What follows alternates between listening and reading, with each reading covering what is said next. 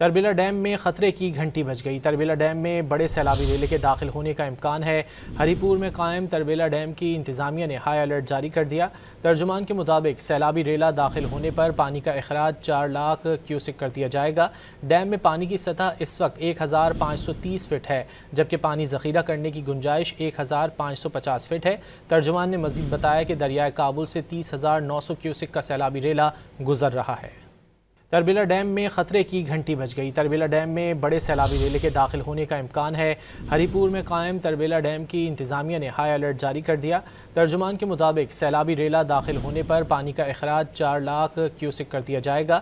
Dam में पानी की सतह इस वक्त 1530 फिट है, जबकि पानी जखीरा करने की गुंजाइश 1550 फिट है। तर्जुमान ने मजीद बताया कि दरियाए काबुल से 30,900 क्यूसिक का सैलाबी रेला गुजर रहा है।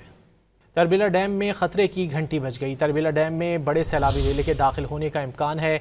हरिपुर में कायम तरबेला डैम की इंतजामिया ने हाई अलर्ट जारी कर दिया। तर्जुमान के मुताबिक सैलाबी रेला दाखिल होने पर पानी का अखराज 4 लाख क्यूसिक कर दिया जाएगा। डैम में पानी की सतह इस वक्त 1530 फिट है, जबकि पानी जखीरा करने की गुंजाइश 1550 फिट है। तर्जुमान ने मजीद बताया कि दरियाए काबुल से 30,900 क्यूसिक का सैलाबी रेला गुजर रहा है।